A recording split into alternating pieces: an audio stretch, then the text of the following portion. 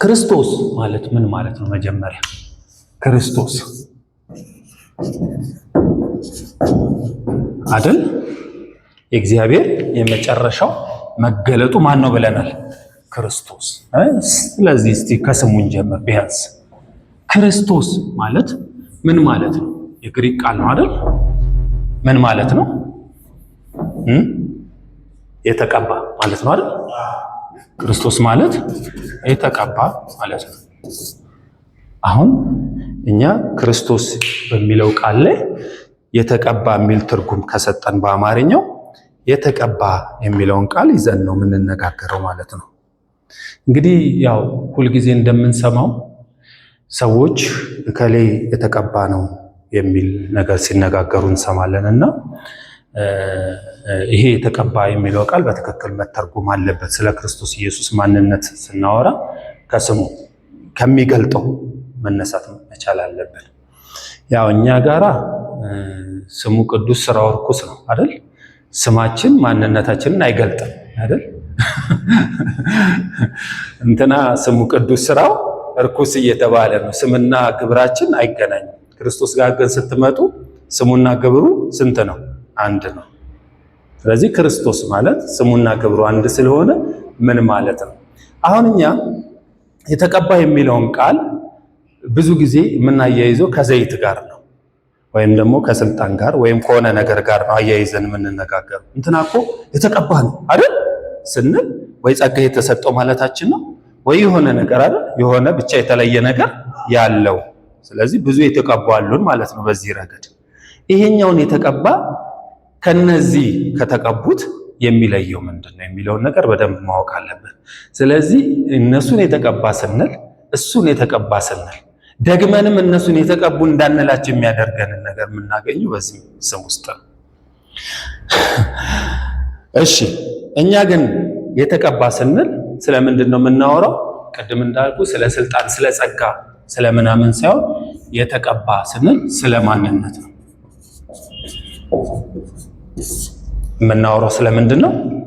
ማንነት፣ ስለ ማንነት ነው የምናወራው። የተቀባ ስንል ስለ ስልጣን ወይም ስለተሰጠው ጸጋ ወይም ስለሚናገረው ትንቢት ወይም ስለሚሰራው ስራ ሳይሆን ስለ ማንነቱ ነው የሚነግረን። ስለ ማንነቱ ነው የሚያወራን ማለት ነው የተቀባ። ስለዚህ የተቀባ የሚለው ወይም ክርስቶስ ሁለት ነገሮችን በአንድ ማቀፍን ያመለክታል። ሁለት ነገሮችን በስንት ያቅፋል? በአንድ ያቅፋል። ሁለት ነገሮችን በአንድ ያቅፋል። ይሄ ክርስቶስ ወይም የተቀባ የምንለው ስለ ማንነቱ የምናወራው ማለት ነው። አንደኛው ንጉስነትና አገልጋይነት በአንድ አካል እንዴት አብሮ ሊሄድ ይችላል? ንጉስነትና ምንነት፣ አገልጋይነት። ንጉስነትና አገልጋይነት በአንድ አካል። ሁለተኛውስ ዲቪኒቲ እና ሂዩማኒቲ። ሂዩማኒቲ ወይም እንደዚህ ልንለው እንችላለን፣ መለኮትነትና ሰውነት፣ ሰብአዊነት ወይም ሰውነት በአንድ አካል ክርስቶስ። ሶስተኛ አንበሳ እና በግ። እስቲ እናንተ በአንድ ጉረን ውስጥ አስቀምጧቸው።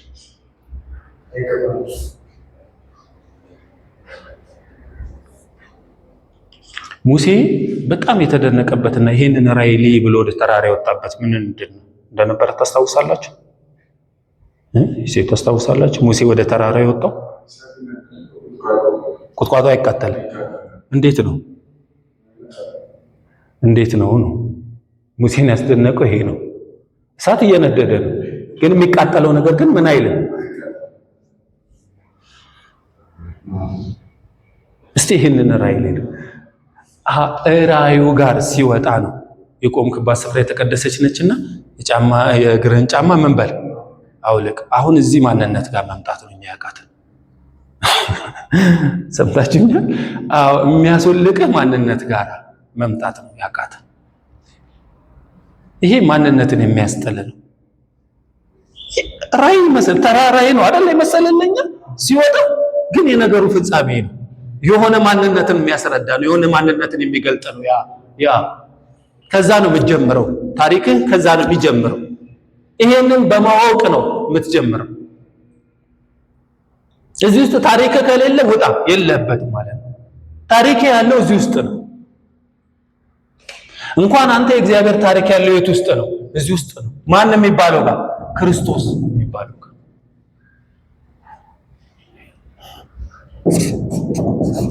መንፈስ ስጋ አይደል? መንፈሳዊ ዓለም ምናምን እያለ አካላዊ ዓለም እያለ ስናይ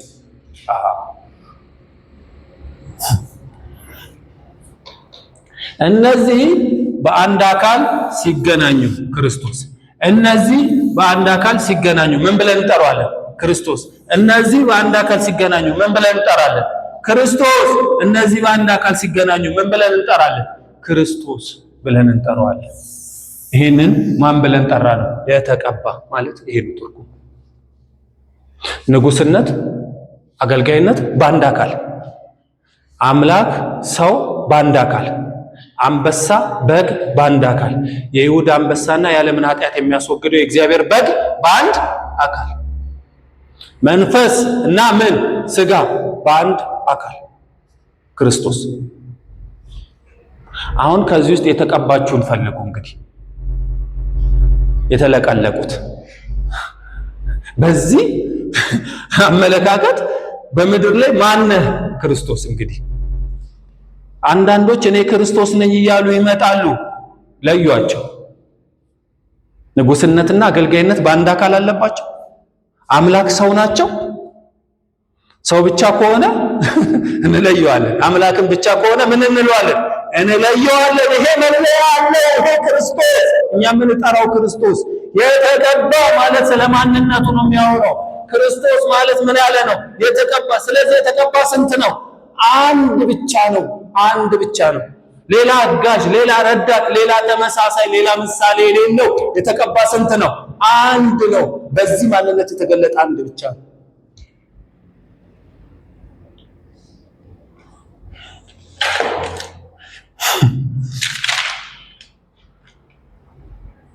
እንግዲህ አሁን በዚህ ማንነት እኔ ተቀብቻለሁ የምትል ካለ እጅን ማውጣት ትችላለህ። እኛ ሚዲያተር ብለን እንጥራ። በእግዚአብሔርና በሰው መካከል መካከለኛ ልትሆን ይገባሃል። ሙሴ መካከለኛ ሊሆን ያልቻለበት፣ አብርሃም መካከለኛ ሊሆን ያልቻለበት፣ ሌሎች ሰዎች መካከለኛ ሊሆኑ ያልቻሉበት ዋና ምክንያታቸው የክርስቶስ ኢየሱስ ማንነት ነው። ከሰው መካከል መካከለኛ ሊሆን የማይችልበት ምክንያት፣ ከመላእክት መካከል መካከለኛ ሊሆን የማይችልበት ምክንያት በማንነት የተነሳ ነው።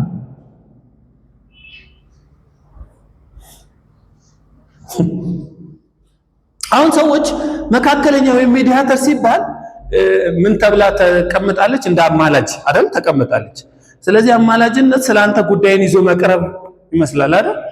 ኢሳይያስ ክርስቶስ ጉዳይን ይዞ አልቀረበም።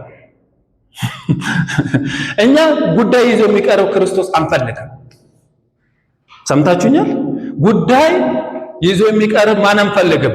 ክርስቶስ አንፈልግም።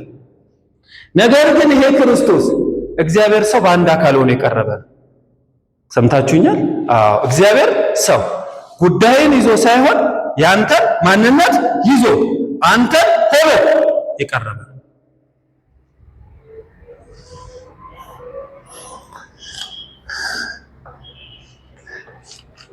ያው ብዙዎቹ ጉዳያቸውን የላኩት እነሱ እዚህ ቀርተው ጉዳያቸው ላይ አለ። እኛ ደግሞ ጉዳያችን አይደለም። ማን ነው በአብ ፊት የቀረበው? እኛ። ክብር ለእግዚአብሔር ይሁን። ራሳችን እግዚአብሔር ሰው በስንት አካል? በአንድ አካል ክርስቶስ። ስለዚህ ክርስቶስን ስታዩ የእግዚአብሔር የባህሪው መገለጥና የመልኩ መታየት መሆኑን እንድታውቅ ያስፈልጋል። እኔን ያየ አብን አይቷል። እኔና አብ ስንት ነን? አንድ ነን። እግዚአብሔር ተገልጦ በአካል የምትመለከቱበት ትክክለኛው የእግዚአብሔር ፍጻሜው የመገለጡ ፍጻሜ ማን ነው? ክርስቶስ ነው።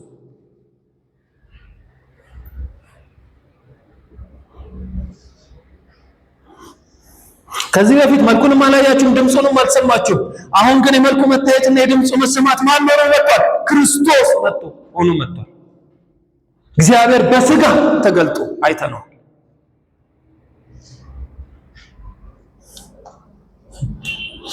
እግዚአብሔር በክርስቶስ ሆኖ ለሰው መታየት እንደቻለ ክርስቶስም ሰው በክርስቶስ ሆኖ ለማን መታየት ችሏል? ለእግዚአብሔር መታየት ችሏል። ሰምታችሁኛል? እኔን ያየ አብን አይቷል አለ አይደል? አብ በማን ተገልጦ ታየ? በክርስቶስ። አንተ ለእግዚአብሔር የምትታየው በማን ሆነ ነው? በክርስቶስ። በክርስቶስ አብን እንዳየው አብም አንተን በማን ያያል? በክርስቶስ ያያል። ክርስቶስ ያንተም የአብም እኩል መገለጥ እኩል መታየት ነው።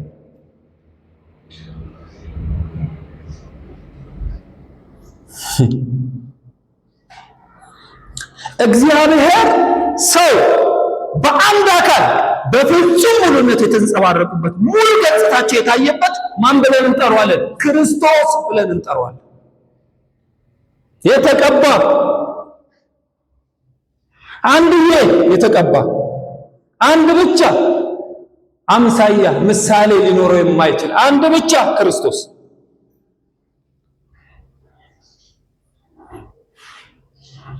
ስለዚህ ክርስቶስ ትምህርት አይደለም፣ ክርስቶስ ፊደል አይደለም። ክርስቶስ ምንድነው? ማንነት ነው።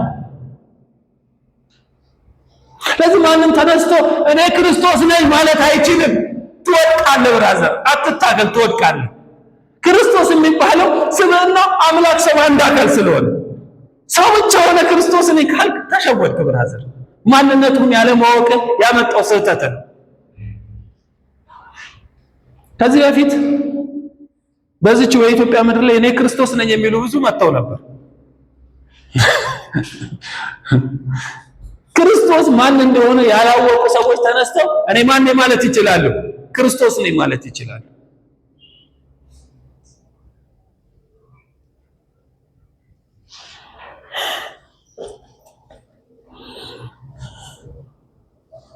ስለዚህ ክርስቶስ ምንድነው? ክርስቶስ ማን ነው? የእግዚአብሔር የሰው እኩል ምንድነው? መገለጥ። እግዚአብሔር ዓለሙን በክርስቶስ ሆኖ ከራሱ ጋር እንዳስታረቀ ሰውን በክርስቶስ ሆኖ ከእግዚአብሔር ጋር ታርቋል። ሰምታችሁኛል? በማን ሆኖ? በራሱ ሊታረቅ አይችልም። በማን ሆኖ? በክርስቶስ ባለው ማንነቱ ከእግዚአብሔር ጋር የታረቀው። እግዚአብሔር በማን ሆኖ? በክርስቶስ ሆኖ ዓለሙን ከራሱ ጋር ያስታርቅ ነበር፣ በደላቸውንም አይቆጥርባቸውም ነበር። እግዚአብሔር ታራቂ ሆኖ በማን ሆኖ ነው? በክርስቶስ። ሰውን ከእግዚአብሔር ጋር የታረቀው በማን ሆኖ ነው? በክርስቶስ ሆኖ ነው። ስለዚህ ክርስቶስ አስታራቂውና ታራቂው በአንድ አካል። ክብር ለእግዚአብሔር። ከባድ እኮ ነው፣ ከባድ እኮ ነው። አስታራቂም ታራቂም መሆን በአንድ ጊዜ ከባድ ነው።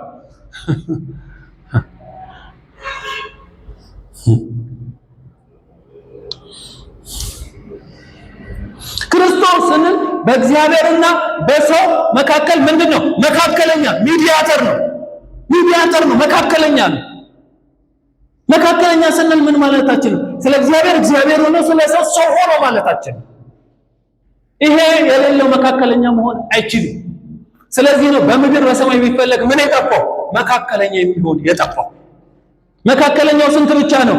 አንድ ብቻ ነው ያለ መጽሐፉ። ለዛ ነው ሰምታችሁኝ? ለጢሞቴዎስ ጳውሎስ መካከለኛው ስንት ነው አለው? አንድ ብቻ ነው አለ። መካከለኛው አንድ ነው ያለ።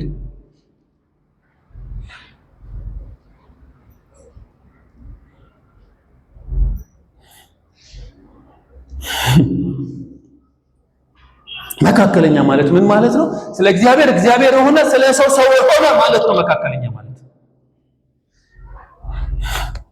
ስለዚህ እግዚአብሔር ሰው አንድ አካል ማለት እንጂ ሌላ ሶስተኛ አካል ማለት አይደለም ክርስቶስ። አሁን ብዙዎቹ የሚመስላቸው እዚህ ጋራ እግዚአብሔር አለ፣ እዚህ ጋር ክርስቶስ አለ፣ እዚህ ጋር ሰው አለ። እንደዚህ ነው የሚመስላቸው።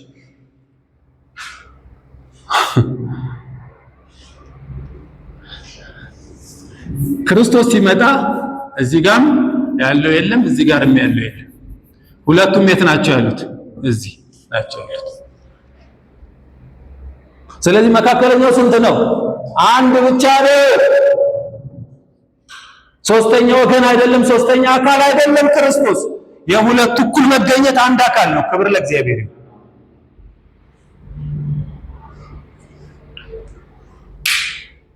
ስለ ክርስቶስ ሲያወራ ጳውሎስ በቆላስይስ 1:17 ላይ በሰማይና በምድር ያለው ሁሉ በእርሱ ምን ብሏል አለ? ተጋጥሟል። ሰማይና ምድር አሁን ሩቅ ለሩቅ አይደለም ወንድም። ሰማይ እዛ ምድር እዛ ጥቅ አይደለም። እሱ ዓለም ቀርቷል። አሁን ክርስቶስ ጋር ስትመጣ ሰማይና ምድር ስንት አካል በአንድ ሁሉ በእሱ ተጋጥሟል ይላል።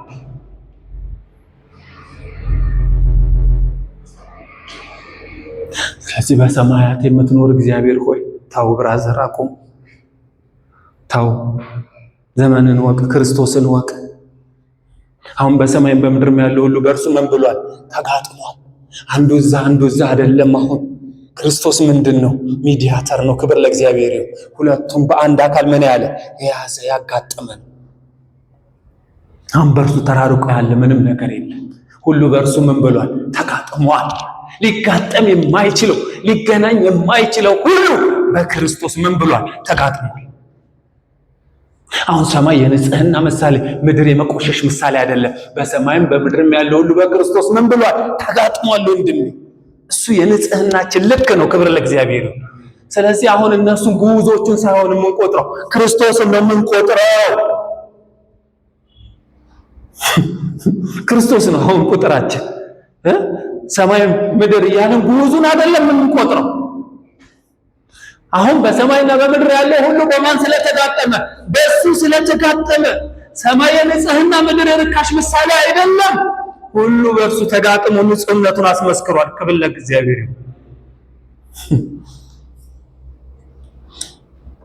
አሁን ብዙዎቹ ጭንቅላት ውስጥ ያለው መንፈሳዊውንና አካላዊ ተራርቆባቸው ነው ያለው። እንዲህ ሲሉ በመንፈስ እንዲህ ሲሉ በስጋ የሚሆኑ ብዙ ሰዎች አሉ። ወንድሜ እንዲህም ስትል በክርስቶስ ላይ ክብር ለእግዚአብሔር። ከዛ አገልጋዩ ይመጣና ወይ ዘማሪው ይመጣና እስቲ በመንፈስ እንሆናለን ሲባል አይኑን የሚጨፍን ሰው አለ። በመንፈስ ሆነ ማለት ነው። አይኑን ሲገልጥ ደግሞ በምን ሆነ? በስጋ ሆነ ማለት ነው። ስለዚህ አንተ በመንፈስም በስጋም አይደለም። በማን? በክርስቶስ ነው። እሱ የሁለቱ አንድ አካል ነው። ክብር ለእግዚአብሔር። ስለዚህ አትሰቃይ ወንድም፣ አትሰቃይ። ክርስቶስን ብቻ ምን በለው? እወቀው። አሁን እርሱን መስማት ያስፈልገናል። ማንን? ክርስቶስን። እርሱ ደግሞ ተናጋሪ አይደለም። እሱ ደግሞ ራሱን ምን ብሎናል? አሳይቶናል ማን እንደሆነ።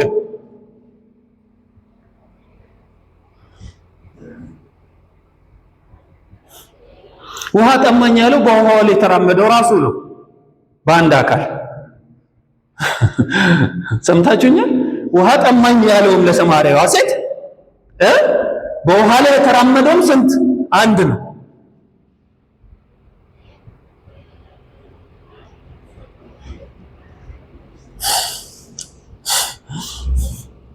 ብዙ ሰው እግዚአብሔር ላይ ነው፣ ሰው ታች ነው። አረ ከዚህ አይነት ሂሳብ ውጡ። አሁን መንፈሳዊ ሂሳብ ስሩ።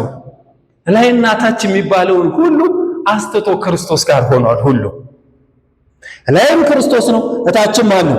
ክርስቶስ ነው። ሁሉ በማን ተጋጥሟል? በክርስቶስ ተጋጥሟል።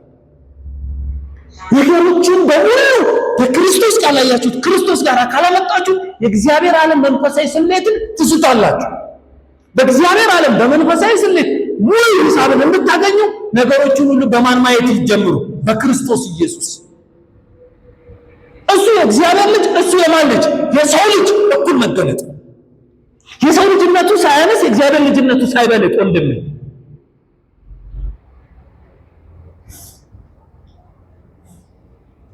ሰምታችሁኛል?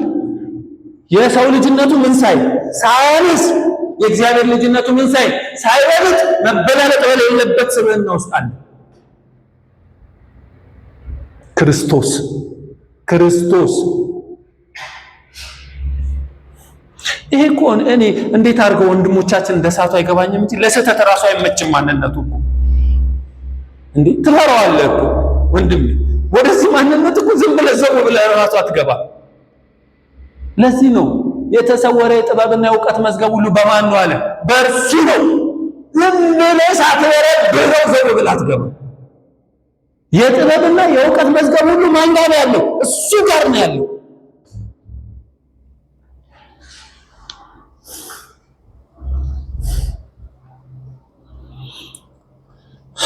ስለዚህ እግዚአብሔር ልጅ የሰው ልጅ በስንት አካል?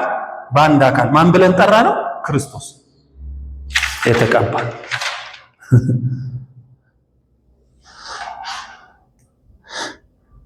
በእግዚአብሔር ልጅነቱ እናት የጎደለው፣ በሰው ልጅነቱ አባት የጎደለው።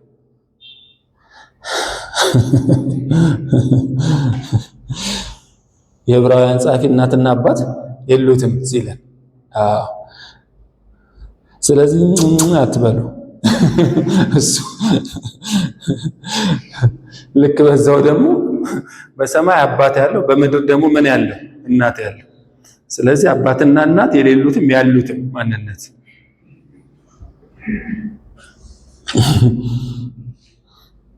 እግዚአብሔር ሆኖ በሰው ፊት፣ ሰው ሆኖ በማን ፊት? በእግዚአብሔር ፊት በአንድ ተገልጦ ለሁሉ የሚታይ ማን ብለን ጠራ ነው? ክርስቶስ የተቀባ።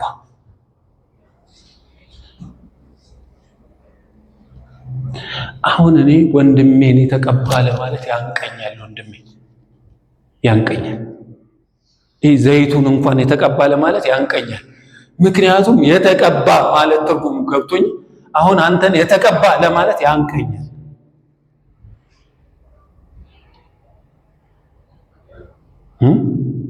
ይተናነቀናል አይደል?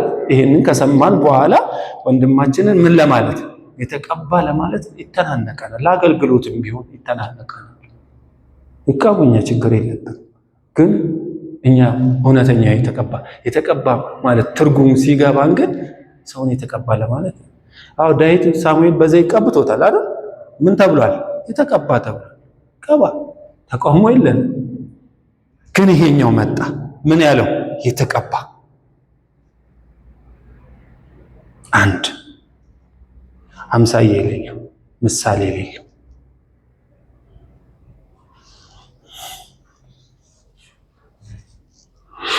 ስለዚህ አሁን ወንድሞች እግዚአብሔር በዘመናት መጨረሻ በማን ተናገረ? በልጁ። ንግግሩ ይሄ ነው። አይገርምም? ልጁ እኔ እንደዚህ ሆኜ ምናምን እያለ ተራራ ላይ ወጣ። እሱን አይደለም በልጁ የሚናገረው። በልጁ ማንነት እግዚአብሔር ብዙ ነገር ነገረ። አሁን ጥቂቱን አንስተን ስንነጋገር የክርስቶስን ማንነትን እንዴት መረዳት እንደሚቻል እየገባችሁ ነው። መቼ ማን ነው ይሄ የምንጠራው?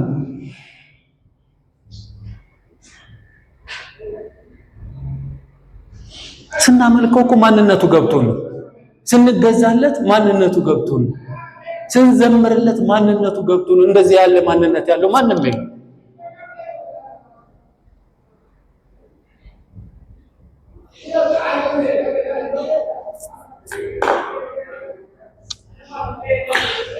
እና የመጽሐፍቱን ዓላማ እና የክርስቶስን ማንነት መረዳት በሚለው የትምህርት ሐሳባችን ወደ መደምደሚያና ወደ ማሳረጊያው እንምጣ ወንድሞች።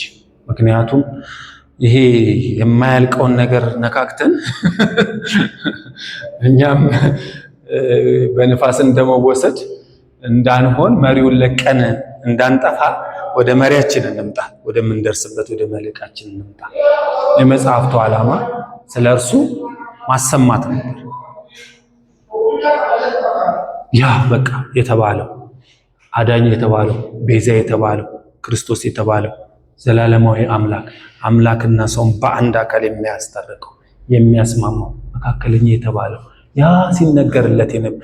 ስለዚህ እውነቴ ነው። እንደውም ሲነገር የነበረው የትንቢት ዓመታት እንደውም አንሷል ብዬ ነው የማስበው። ምክንያቱም የሚመጣው ገናና ነገር ነው የሚመጣው። ትልቅ ነገር ነው እኮ የሚመጣው። ኃያል ነገር ነው እኮ የሚመጣው። አሁን ከዘፍጥረት ምዕራፍ 3 ቁጥር 15 ትንቢቱ ከተነገረበት ክርስቶስ እስከተገለጠበት ብዙ ሺህ ዓመታት ቆጥሯል አይደል? በዛ ውስጥ ሁሉ ምን ይላል ነበረ ትንቢቱ? ይመጣል ነበር።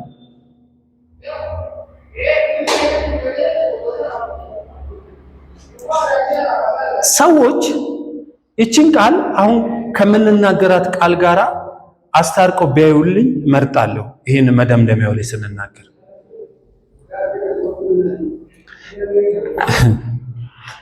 ታውቃላችሁ የክርስቶስ መምጣት ታክቷቸው ወደ ራሳቸው ምድራዊ ጨዋታ ፈቀቅ ያሉ አያሌ ሰዎች ነበሩ።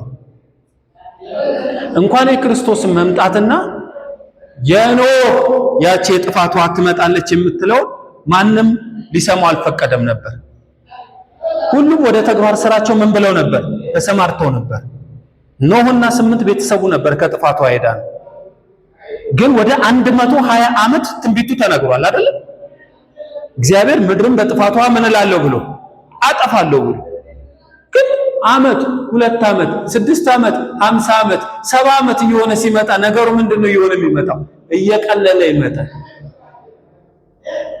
ለሰሚው እየቀለለ ሲመጣ ለተናጋሪው ግን ነገሩ እየቀረበ ነው የሚመጣው። እቺ ቃል በደንብ ትሰማለች። እኛ እየተነገረን ሲመጣ 20 ዓመት ሲሆን ነገሩ አሁን አንተ ትንቢት ብንነገረን ትንቢቱ 10 ዓመት 15 ዓመት እየሆነ ሲመጣ ምን እያልክ ነው የምትመጣው? እየደከምክ አይደለም የምትመጣው። ነገሩ ግን ወደ አንተ ምን እያለ ነው የሚመጣው? ለተናጋሪው እየቀረበ። አንተ ግን ምን እያልክ ነው የምትሄደው? እየደከምክ ተስፋውን እያጣ።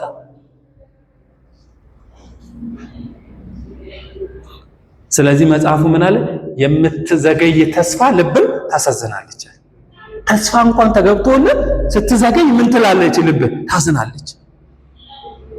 አሁን በዚህ ዘመን ያለን ሰዎች ለኛ አይደለም ኢቭን የእስራኤልን ለራሳቸው አድርገው ለሚቆጥሩ ክርስቶስ ይመጣል ሲባሉ ከቦሌ ነው አይደል? አሁን እኔም ብያቃለሁ ሲመሰከርልኝ ጓደኞቼ ጋር ቁጭ ብዬ መጀመሪያ ያወጣው ቃል አንድ ጓደኛዬ ከቦሌ ነው መቼ ሄደን እንቀበለው ምናምን ነገር አበባ ይዘን ነው ወይስ ምን ይዞልን ይመጣል አይነት ነገር ተፈጠረ።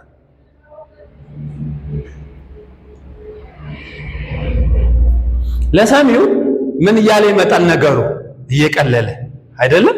ለተናጋሪው ግን ነገሩ ምን እያለ ይመጣል? እየከበደ።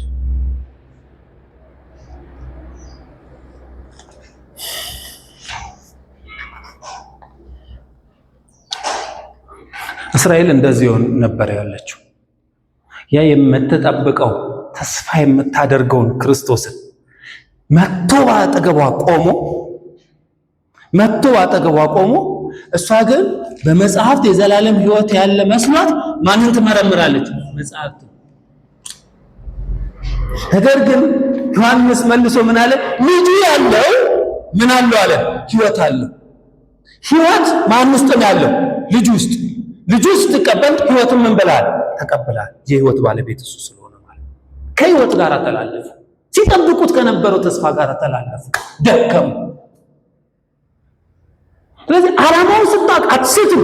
ሁልጊዜ ትኩረት ጠባብ ነው የሚሆን፣ አጭር ነው የሚሆን። አሁን የኔና የእናንተ መልእክት በጣም አጭር ነው። የትኩረት አቅጣጫችንም አንድ ብቻ ነው። ማን ነው? ክርስቶስ።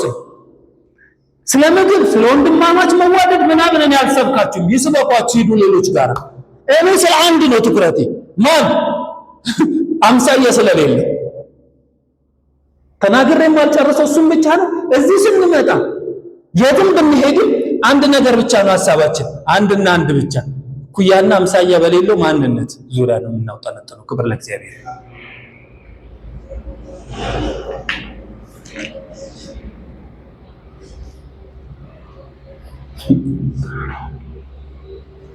ስለዚህ የመጽሐፍቱ ዓላማ ስለ ክርስቶስ መናገር፣ ስለ ክርስቶስ ማሰማት፣ ይመጣል የሚል የትንቢት ቃል። ትንቢት ተናጋሪዎቹ ሲፈልጉ ሲመረምሩ ትኩረት ሲያደርጉበት የነበሩ አንድና አንድ የሚመጣውን መከራ ነው። ከዛ በኋላ የሚመጣውን ምን ክብር። ከዛስ ከመጣ በኋላ የምናተኩረው የመጣውን አካል መረዳት። ክብር ለእግዚአብሔር። ተገልጧል አይደለም? አዎ። እርሱም ምን ማለት ነው? መስማት ነው። መጽሐፉ ሁለት ነገር ላይ ያተኩራል። ጥበብ ስናደርግ ስለ እርሱ መስማትና እርሱ መስማት።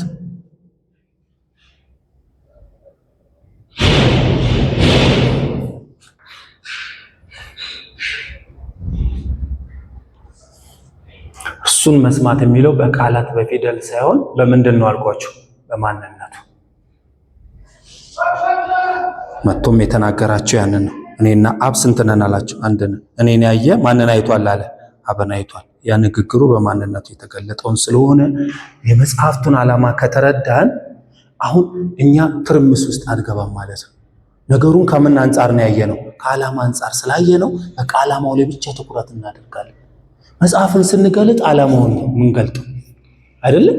ከዛ ውስጥ የምንፈልገው የመጽሐፉን ምን ብቻ ነው? ዓላማ፣ አጀንዳውን ብቻ ነው።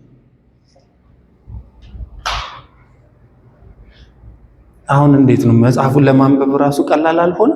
አንድ መስመር ከያዘን ቀላል ነው የሚሆን። እንዲህ መጽሐፍ ውስጥ ገብተህ የትውልድን ታሪክ ከመረመር ካለቀል የቀዓት ልጆች እንትናን ወለዱ፣ እንትና ከእንትና ጋር ተዋጋ፣ እንትና ወይ ጡዘ ብዙ ሰዎች መረዳት ያቃታቸው በዚህ ምክንያት መጽሐፍትን 10 ጊዜ አንብቤ ጨርሼዋለሁ። ዓላማውን ካልጨረስከው አላነበብክም። ለኛ ዓላማውን ከያዝከው 10 ጊዜ አያስፈልግም። ታሪክ አይደለም እሱ መጽሐፍ ስለ ህይወት ሊነግረን ነው። ህይወት እንዲሆንላችሁ ወደ እኔ ልትመጡ ምን አትሉም አላችሁ? አትወዱ አላችሁ። ህይወት ካገኘ ምንድነው መደጋገም? ድግምት ነው የሚሆንብን። ከመደጋገሙ ውጤት አታመጣ። ምንድነው የምታመጣው? አንድ ጊዜ ዓለማውን ማን ጋር ካደረሰ? ክርስቶስ ጋር ካደረሰ፣ ሃሌሉያ! የህይወት ባለቤት ጋር ከደረሰ፣ ህይወት ጋር ከደረሰ፣ የእግዚአብሔር ዓላማው ጭንጡ እሱ ስለሆነ እሱ ጋር ከደረሰ አለቀ። መደምደሚያው እሱ ነው። ማንቂያው እሱ ነው። ማሳረጊያው እሱ ነው። ሌላው ላይ ታልፋለህ። ወዴት ማለፍ ያለ ከክርስቶስ ውጭ የት እንለፍ?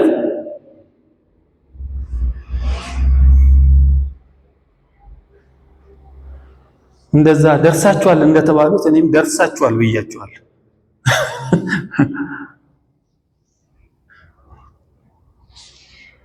ወደ ጽዮን ተራራና ወደ ሕያው እግዚአብሔር ከተማ ምን ብላችኋል አላቸው? ደርሳችኋል አላቸው። እሱ ምድራዊ ሲሆን መድረሻ ነበረው፣ ታርጌት የሚያደርጉት ነበር። እኛ ደግሞ አንድ መድረሻ ብቻ ነው ያለን። ሰምታችሁኛል? ማንም የሚባል ክርስቶስ። ደርሳችኋል። ከሱ ውጭ ማለፊያ የለም። ከሱ ውጭ ትውልድ አይቀጥልም። ከሱ ውጭ የዘር ሐረግ አይቀጥልም። መደምደሚያው እሱ ጋር። መጀመሪያ መጨረሻው ማን ነው? እሱ ነው። የእምነት ራስና ፈጻሚ ማን ነው? እሱ ነው። አልፋና ኦሜጋው ማን ነው? እሱ ነው። ማለፊያ የለም። መደምደሚያችን እሱ። ደርሳችኋል። ከዚህ በኋላ የክርስቶስ ኢየሱስን የመስቀል ሥራ፣ ሞቱን፣ መቀበሩን፣ ትንሣኤውን ስናወራ አሁን በደንብ ተረጋግተን ነው ማለት ነው። እዛ እንዲመራመድ አይጠበቅብንም። ትኩረታችን እሱና እሱ ብቻ ስለሆነ እሱን እንጠበጥባለን። አብረውንም ይህንን መልእክት የሚሰሙ ሰዎች የትኩረት አቅጣጫችንን ስላስቀመጠ ከዚህ በኋላ እሱ ላይ ብቻ ነው የምናወራው። ተነግሮ የማያልቅ ማንነት ስላለ ተነግሮ የማያልቀው ነገር ላይ ብቻ ነው የምናወራው። ክብር ለእግዚአብሔር። ስለዚህ ኔክስት ከክርስቶስ ጋር